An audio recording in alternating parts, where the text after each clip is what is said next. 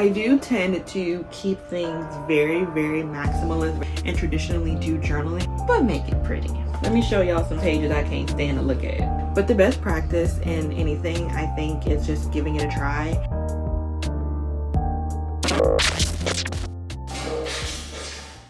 Hi, hello, it's troy-nicole, and today we're going to be talking about finding your voice / style in your journals or any creative outlet. I realize a lot of my tips kind of can go for a lot of different things, so don't just think these are just journal tips. I'm saying journaling because that's what I'm talking about, but honestly this can go for a lot of different things, so keep that in mind. So I have my YouTube journal with all my notes, and I have journals just to show you guys some examples. And let's get into it. So I asked you guys to vote on what you wanted to see next for our how to start journaling video, and it was a tight race between feeling uninspired and finding your voice, but finding your voice ultimately won, so that's what we're gonna do. So just a little disclaimer, because I feel like I have to say at least one for these videos, there are no rules to journaling, okay? Because I always have somebody come into my comment section being all snooty and going, why are you acting like there are rules for journaling? There are no rules for journaling. Never said that there were. I am just answering questions that I get a lot. So if you would like to hear the tips because you think they'd be helpful, sit back, relax, and enjoy. And if you have keyboard fingers, please click out of my video. Like, I'm not arguing with people in the comment section. That's just not happening. So let's get into it. Okay, so the first tip is to stick to a certain theme, or for lack of a better word, because I can't think of anything other than this buzzword, aesthetic. So something that I think a lot of people have a problem with when they're getting into journaling, and especially like a creative type of journaling, is that they kind of tend to want to put themselves in a box, and I don't think you need to. But if you want to put yourself into a box, and in that box you want your journals to all have one cohesive theme, then it may help to pick out a certain aesthetic that you know you're going to stick to. For example, and I said this in my last video, if you look at K-pop journals and anime journals, they typically have a specific aesthetic. You see photo cards, or you see like cutouts of the favorite anime characters. A lot of things are filled with the Poco stickers that are really popular for photo cards. I think I have a bug bite. And a lot of times it does not take up the whole page. Like K-pop journals can be very collagey and scrapbooky, but 9 times out of 10, a lot of those are very minimalist. And I'm not minimalist, but if the page is like this, like if this is the page, hold on, let me get a blank one. This is the page, like the center will be filled up, and then like the outskirts a lot of times in K-pop and anime journals will be empty. And a lot of times these journals tend to take on a more structured feel to them. So if you want, you can do something like that. If you are more maximalist and you don't want to see any page left, then maybe try out the use of scrapbooking and collaging, because those things, or at least going by the rules, for lack of a better term, of those things will help. So for example, a lot of my pages I would say are scrapbooky, which is why a lot of people ask me if I have a scrapbook, because I do tend to keep things very, very maximalist, very clunky. A lot of my pages are very much filled up. You'll very rarely find me doing anything where the pages are not filled, because I just don't like seeing white. So there are pages that are super scrapbooky, and then there are pages that are really, really filled with writing. And as you can see, I will say, even though I try to say it's not true, a lot of my pages do have certain themes. I think they do kind of look cohesive, and that is why, because I tend to stick to the scrapbook mixed with creative journaling type journaling. This is my diary. For all intents and purposes, this is my everything diary, journal, whatever. I do anything in here. I'll have scrapbook pages, I'll have written pages, I'll have diary entries, all type of things in this journal. And even though there's almost everything you can think of in this journal, they all look pretty similar to each other. And that is because I kind of like the scrapbook look. I like the collaging look, but I still want it to be a journal. I still want to write and traditionally do journaling, but make it pretty. Themes can also include, like, I don't know, maybe you want it to look very vintagey, almost like a 1960s type thing. Maybe you want it to look like super gothic and super dark and mysterious and stuff like that. I would also only say to do this if you're not someone that gets bored of aesthetics and things looking one way all the way through, because I do feel like this can kind of put you in a box, and it can kind of make you think that you have to do it this way in order for it to be you or look nice. But honestly, it's up to you. But picking a theme or aesthetic can really help you, and it can keep you kind of structured. The next tip I have is to try as many styles as you possibly can. I did this in college, where I dipped my toes into every type of journaling there possibly was. I chose every sticker, fountain pen, regular pen, marker. I have so much stationery right now because of me trying all these new things, but it did help me figure out things I liked.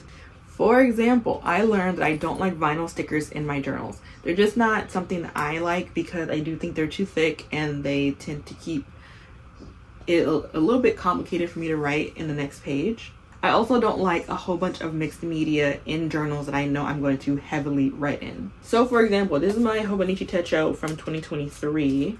Most of my pages in my 2023 𝚗𝚘𝚘𝚎 are very similar. There aren't too many things. This was honestly like a diary for me, and I just kept it pretty simple. There wasn't a lot of different types of media in it, mixed media or any types of stuff like that. I kept it very minuscule because I didn't want it to get too thick. It also helped me learn that I do kind of have a theme that I go towards. For example, I love scrapbooking. I love journaling, creative journaling. I love stuff like that, junk journaling, all those things. Trying out all those things has helped me narrow down ones that I do like and ones that I don't like. Now I can tell you wholeheartedly, I don't want a K-pop journal. I don't want an anime journal. But if there's a K-pop song or a group that I get into, if there's an anime I really loved, I would just put it in my media journal and keep it moving. Anime journals and K-pop journals are not for me. I don't even like enough groups for that. So try many styles, try many types of journaling across the board. Don't go too crazy or your wallet will hate you, but trying new things can help you narrow things down. Number 3 is kind of similar to number 1, but that is to keep things 1 to 3 colors. Now, I don't do this. This is just something that I think might help if you're someone who is very addicted to colors. So there are people who will specifically keep their journals 1 to 3 colors. Maybe the colors that they keep are orange, green, and yellow, and every page is orange, green, and yellow. They won't even buy journals outside of that color. As you can see, I just, whatever journals on sale I'm buy, but some people like to choose colors. Something that I do tend to do though when choosing color schemes is I will choose a color scheme based on the spread. I don't do it across the board, so all my pages will not be blue because my favorite color is blue. It will depend on the page. So this page has this little Dunkin' Donuts sticker receipt, and of course Dunkin' Donuts has pink receipts, so I decided to make the spread correlate with that. It's not super pink, but it's pinkish. I have pink text and here and highlighted pink. This stamp is black, but I don't know if you can see this far, but I actually outlined it with pinks and blues so it can match. Same thing goes for this spread. I did a spread for my baby sister and her daughter, whose birthdays are very close to one another. Their cake was this heart-shaped cake that I made, and it was pink and purple, so I made the entire spread pink and purple to correlate with that. I added some blues here and there, but mostly the spread is pink, and that's how I do things sometimes. As you can see, I did not leave 3 colors. There are all types of different pinks, there are blues, and then there's like touches of black, but that's it. No other colors. And that kept the spread cohesive, and it just, I don't know, it looks really cute to me. Now you don't have to do this, and this is just something that I think can help if you want some of your spreads to look cohesive and you're not really concerned about the whole journal itself, and maybe you're just concerned about one spread in particular. Maybe you think that when you do a spread, it looks kind of chaotic and it doesn't look like the spread is all together. But this is something that can really help. However, I do find it a little bit hard to keep to a certain color scheme myself, but that's because I am the person who, my favorite colors are blue and green, but I like other colors. And sometimes I'm in a lavender mood, sometimes I'm in a pastel mood. So I don't do this, but I have seen people stick to color schemes and like it a lot across the board for their journal. Okay, the next tip is to work back to front like a painting. So I have a little example of what I mean. I made this painting forever ago. It's supposed to be kind of like a swampy type lagoon type thing. I can't remember if this is gouache or watercolor, because gouache can look like watercolor sometimes, but whichever one it is, the first thing I did was I color blocked. So when I got it, first thing I did was I took a light dosing of yellow and I put it all over, nothing else, just whole thing was yellow. And that's why you can see that the sky is yellow, and down here there's a mixture of greens, because the back starting off as yellow and mixing in with regular greens gave it these ombre effect of colors. So what do I mean in terms of journaling? I'll use last year's Christmas spread. So sometimes what I do when I don't know where to start is I will choose something random to put at the very back. So for this one, you can kind of see back here is a wrapping paper. I did not know how to start this spread, so I was like, you know what, I'm gonna take this one thing, put it on the back, and then I'll make the spread correlating around it. This can kind of be a guide for the page itself. So as you can see, even though there's a lot going on, it still looks pretty cohesive because I put the wrapping paper here and I put it here. So going from there, I can only go back to front. I also did it for this rodeo spread where I had wrapper from the rodeo, from food from the rodeo. I pasted it to the back on both pages, and then I worked my way up so the page can look all put together. Again, this is kind of a tip for spread to spread basis. It's not really a overall tip for your journal, but it helps for spreads to make spreads look all like one in unison. Okay, my fifth tip is to give it a title that is big, that takes up space, and is the first thing your eye goes to. This is probably very much obvious when it comes to me, but all of my pages, or at least almost all my pages, have some type of title somewhere. So a part of the reason I do this is kind of so I'll know where things are. I used to do keys in all my journals. I don't do that much anymore, but I always used to title them something, whether it be song lyrics like this says, Just How Fast the Night Changes, which is Night Changes by One Direction. If you know me, you know that's up my alley. So this helps because this is something that I noticed when I was going back to do the notes for this video, is that most of my pages have this. The writing may look different, the lettering may look different, but something I always do is I always have one marker where I go over it the first time, I outline it with a pen, typically it's black, and then I do a gray shadow. Or sometimes I do other color shadows, but 9 times out of 10, the shadow is gray. So let me show you another one. You can see this one says Love You to the Moon and to Saturn. This is why I said most of them are song lyrics, because they literally are just Taylor Swift lyrics.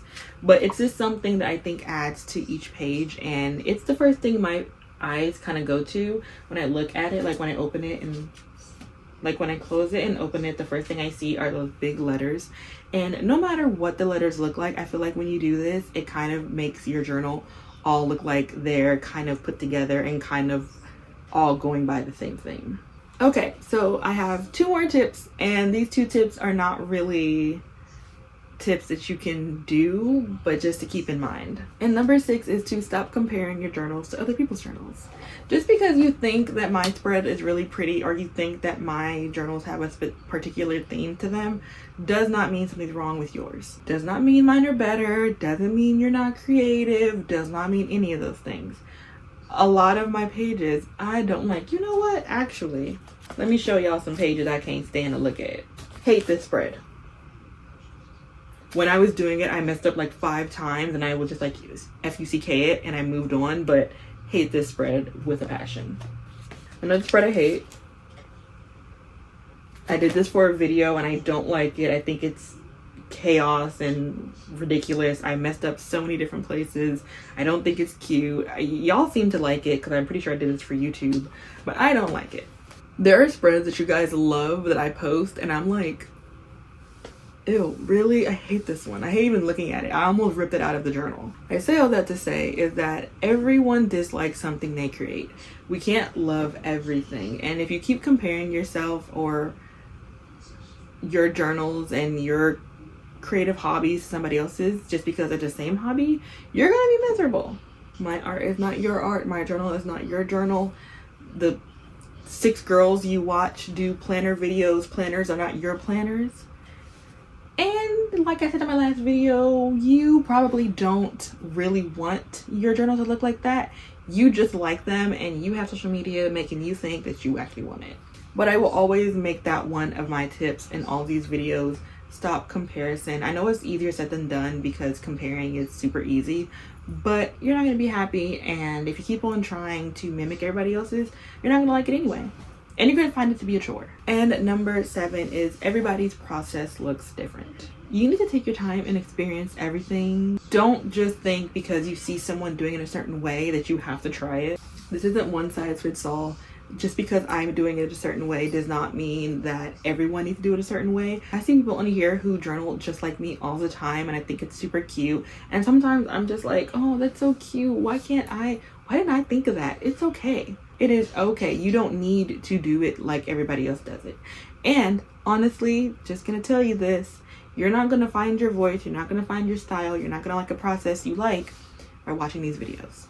You're just not. You can watch a million tip videos in the world, but unless you're sitting down and actually journaling and trying things out, you're not gonna get anywhere. Because after you've watched like 6 tip videos between here, Tumblr, TikTok, and Instagram, you could have journaled 6 different pages. But instead you're taking all that time that could have been used working on your creative process, working on whatever you have going on. Instead, you're on my channel watching my tip video, which is fine and great. And I would never tell you guys not to watch my videos because, come on, please watch them. But, you know, that is time that you could be journaling. And I don't think there is really a way to learn anything or learn about yourself creatively unless you're just doing it. And I hate saying that because I feel like when people use just, they kind of, not like they're trying to, but sometimes when you put just into a sentence, it kind of feels like, oh, it's so easy, just do this, just do that, you know, Nike it up. But it's not that simple. I know it's not, okay? But the best practice in anything, I think, is just giving it a try. And there I go using just again. But all I can really tell you is the more you journal, the more you work on it, you'll figure out something that you really like, or you feel yourself leaning towards a certain aspect of journaling. Like maybe you're leaning more towards lots of stickers, maybe you're leaning towards traditional journaling, maybe you're leaning towards making little 3D pockets in all of your pages and stuff like that. So honestly, the best advice I can give you is to just keep going and journal as much as you can. So yeah, that's it for this video. There will be another poll probably, I don't remember when this is going up. I think this goes up Sunday. If this goes up Sunday, which I think is correct, that would be the 24th, then there will be a poll tomorrow, which is Monday, the 25th, for you guys to vote on the next how-to series. I'm pretty positive the next one I am going to do is feeling uninspired, but the poll is for the how-to series after how to feel inspired, if that makes sense. So anyway, yeah, that's it for this video. It's been way too long and I am not going to want to edit this, so let me stop talking. My camera stopped, so peace out, Girl Scouts. 'Cause I really hate you, 'cause you made me so